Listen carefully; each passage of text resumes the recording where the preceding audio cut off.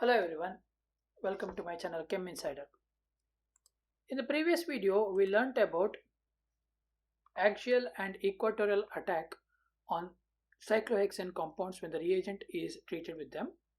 Now in this video, we'll learn about an important topic called epoxide ring opening.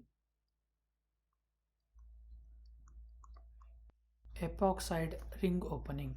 So this epoxide ring opening reaction is quite important in most of the cases if you are looking for reactions involving epoxide formation.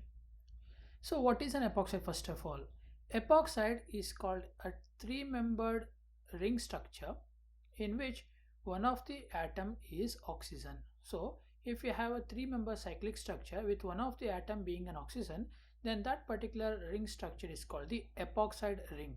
Okay, so there are two carbons present on the epoxide ring other than oxygen. So these two carbons, depending upon the steric hindrance of the carbons present, let us say if you are having R prime at one direction, one carbon, H and H on the other carbon. So we can say that this is the first carbon and this is the second carbon. Carbon 1 is more sterically hindered when compared to carbon 2. That is because the atoms or group of atoms attached to the carbon 1 are having in a bigger size when compared to the size of the atoms or group of atoms attached to carbon 2. So therefore, if you have an epoxide ring with this asymmetry, then the nucleophilic attack will lead us to different types of mechanism. Like if you are considering for a nucleophile being attacked on the epoxide ring in order to open the ring from this direction or from this direction, then the ring opening is favored depending upon the two mechanisms. That is, one is SN2 mechanism and the other one is SN1 mechanism. So the ring opening of an epoxide undergoes either by two mechanisms, that is SN2 and SN1. So how will you know if the given reaction undergoes an SN2 mechanism or an SN1 mechanism? That is understood by the condition which you are using for the nucleophilic attack. Let us say if you are using nucleophile,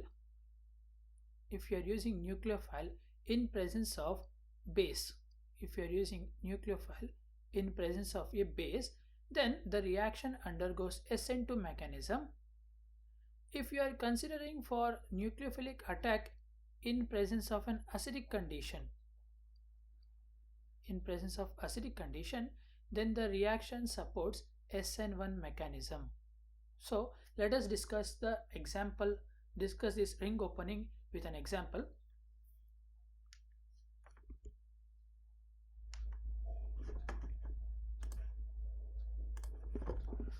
So let us consider an epoxide which has multiple substitution at both carbons. So this is the oxygen atom.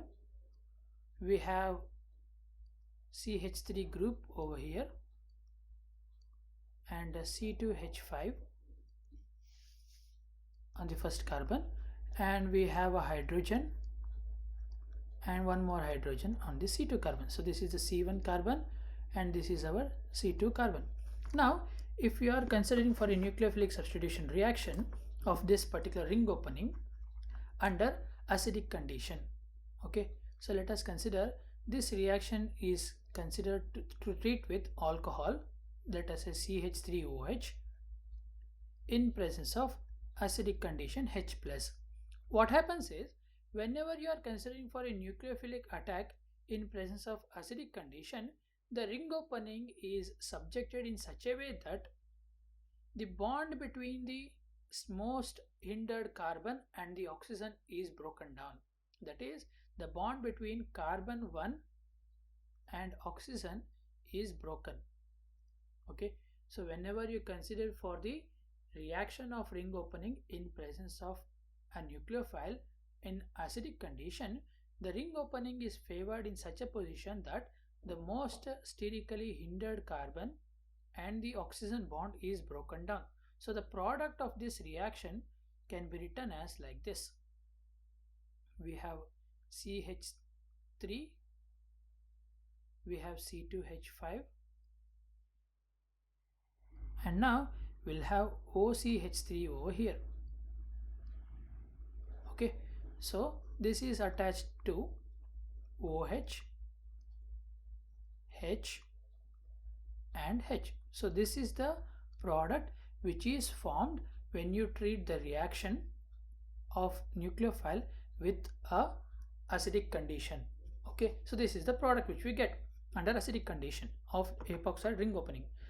Now if you consider for a reaction of treating the same epoxide under basic condition, let us say we are treating CH3OH instead of CH3O minus Na plus, that is when you treat CH3OH with NaOH, it forms CH3ONa. Okay, so therefore we are directly using the CH3O minus Na plus reagent. So here this is the nucleophile and this is a basic condition. So what happens is, when you consider a nucleophile being treated with our epoxide, then the reaction undergoes in such a way that it attacks the carbon which is less sterically hindered, that is it attacks the second carbon and leads to the bond breaking between carbon 2 and oxygen. It leads to the bond breaking between carbon 2 and the oxygen. So therefore the product of this reaction is OH will be retained on the first carbon. We have CH3 group and C2H5 group attached to the same carbon, and that is attached to the carbon which is in turn bonded with two hydrogens, and now our nucleophile OCH3. Okay, so this is the product when the reaction is taken place under basic condition of nucleophilic attack. So if you observe carefully here, this is SN1 mechanism. So this is SN1 mechanism and this reaction is SN2 mechanism. So how will you know either if this is SN1 or SN2? Just observe the reaction. How is it taking place? If you observe carefully, this carbon being more hindered, we can clearly say this is the sp3 carbon with more hindrance, quite similar to tertiary butyl alcohol. Okay, so this is carbon with 3 C groups attached to it. So therefore this is a tertiary carbon. So whenever we have a tertiary carbon and a nucleophilic attack, just if you can compare this with the tertiary butyl bromide for the reduction of alcoholysis, hydrolysis reaction. So the CH3O minus nucleophile attacks the carbon only when there is a carbocation already prepared in this position. So therefore, due to the presence of H plus ion, the lone pair of electrons present on the oxygen attacks the acidic H plus ion, which leads to the breakdown of carbon and oxygen bond, which in turn leads to the formation of tertiary carbocation. Okay, it has a C3, which has a CH3CH2 and a bond attached with the other carbon. So now since we have this H plus ion, that is a carbocation present, then the nucleophilic OH group attacks the carbocation and it leads to the formation of OCH3 attached to the tertiary carbon. Okay, so this is how the SN1 mechanism takes place. But if you consider for the SN2 reaction, here the O minus ion directly attacks this carbon, which at the same point involves the formation of intermediate, that is forming a new bond between carbon and oxygen and breaking the old bond between the carbon and oxygen. Okay, so this step it takes place in single step, whereas the SN1 mechanism takes place in two steps, which leads to the formation of carbocation and then the attack on the carbocation. Therefore, whenever a ring opening is considered of an epoxide ring by through nucleophilic attack, we can clearly say that if acidic condition is used, it undergoes SN1 mechanism. If basic condition is used, it undergoes SN2 mechanism. So this is about the epoxide ring opening reactions. Whenever you consider for the epoxide ring opening reaction, SN2 mechanism always gives us trans product. Okay, SN2 mechanism always gives us trans product. If you observe carefully, the OH group and the OCH3 group will be always present in the opposite direction, that is it is always a trans product. Ring opening of epoxide through SN2 mechanism is a trans product. whereas ring opening of epoxide through SN1 mechanism is a cis product.